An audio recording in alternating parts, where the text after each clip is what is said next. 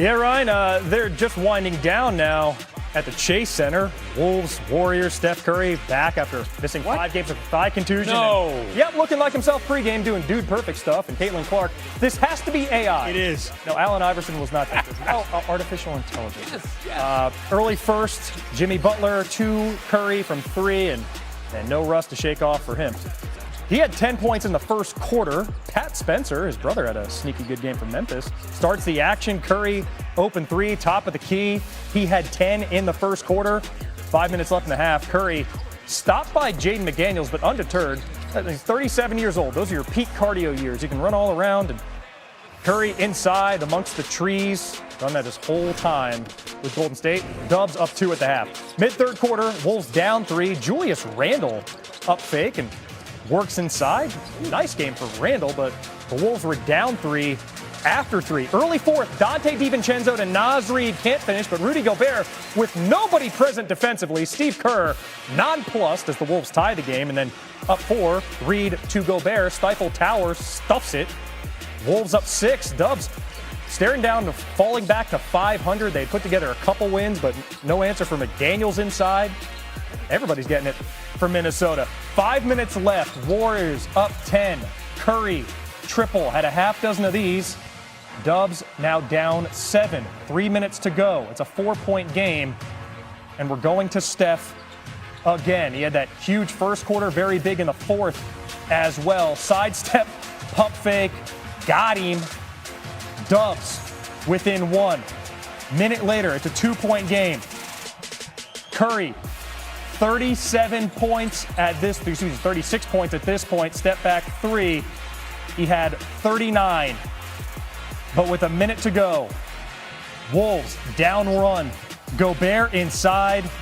He had 24. Wolves go up 1. They win by 7. Julius Randle added 27. We got big minutes for Big Perk as promised here on SportsCenter. I hope you took the over on his props. Perk, Steph, back like he never left. Came up huge late. Almost leading a comeback, but the key word there is almost. What impressed you most about Curry's first game back in 5 games? That was one of those I miss you games, right? That was one of those I missed the game of basketball moments for Steph Curry. I mean, being out and all of a sudden you come back and you pick up like you forgot, pick up right where you left off, and we see it, right? We see the spacing, we see the shooting, we see the movement without the basketball, the shot creating, and we see the will to want to win. And Steph Curry understands the moment of being in the Western Conference, right? Every game matters. Every game when you're going against a Western Conference opponent is like a playoff game. And he went out there tonight like he had that to prove. The problem is he didn't have any help, right? Who's going to be that consistent Robin to him that's going to be able to get him 20-plus a night? It almost makes you think, do he have a third option? Does he have a second or third option?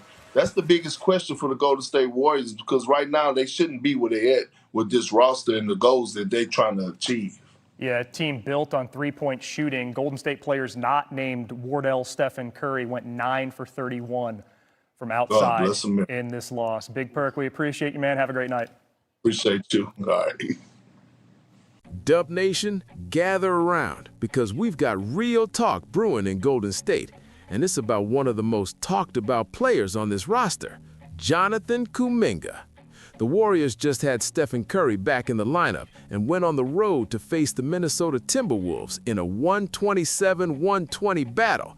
And although Curry absolutely cooked with 39 points, 6 threes, and that smooth flow we all love, there was one storyline that won't go away: why Kuminga was on the bench again. 2 straight games with DNP coach's decision has the rumor mill spinning, and I'm here to break it down with you, Warriors Nation, unfiltered, informed, and 100% engaged. Let's lay it out plain. The Warriors find themselves at 13-13, a team that clearly has the talent, but is still figuring out identity, rotations, and continuity. Curry drops 39 points in his first game back. The guy came off injury and immediately reminded everyone he's still elite. Coach Steve Kerr praised his movement and flow, and rightfully so. But while Curry was doing his thing, Kuminga didn't play, not a minute. And that's starting to make noise, not just on Twitter or forums, but from insiders like Shams Charania at ESPN, who reported that Golden State will discuss trades for Kuminga once he's eligible on January 15th. This isn't rumor anymore. This is insider tracking. After the game, Kerr's comments really matter. He didn't bury Kuminga or say he's out of the picture forever. He said, "Just right now, it's where things are." You saw Guy Santos come in and light up the crowd with energy and ball movement. It's just where it is right now, but it can change very quickly. That's Kerr code for flexibility, for watching matchups, fit, and momentum. It's not a condemnation, it's basketball strategy. Now let's talk context. Kuminga is 22, has star potential, and can be a switchable forward with strength, athleticism, and downhill power. But the Warriors have hit rough patches getting consistent two-way impact from him. That's not a knock, that's the reality of young players, especially on teams with championship expectations. Meanwhile, swings of energy from players like Guy Santos and role players give Kerr tools, not just names. Here's the key. The Warriors are exploring all paths to improvement.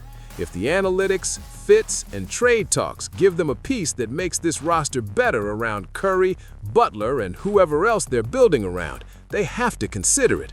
The Suns and Kings were previously in talks, and while those didn't materialize, the fact that discussions were happening tells you this team's front office isn't just sitting still.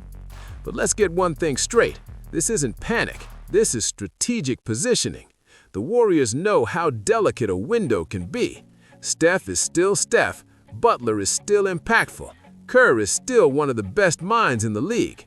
What they need now isn't just raw talent, it's fit, chemistry, and complementary pieces that help this group thrive. If that means Kuminga stays and elevates his game, that's great. If it means using his contract in a trade that brings back a player who clicks with this core, that's a savvy move too.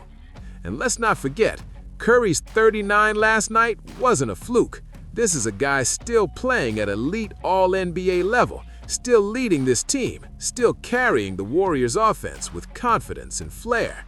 When your leader plays like that, you can weather a bit of rotation turbulence. Warriors Nation, here's where you come in. What do you think? Do you want Kuminga to turn things around and lock in a bigger role? Or should the Warriors use his value to chase a piece that accelerates their title push? Smash that like if you're feeling the Curry momentum. Hit subscribe if you live for every Warriors twist and turn. And drop your opinion down below because your voice matters in this community. Let's talk depth, trades, lineups, and title dreams right here on Warriors Nation News.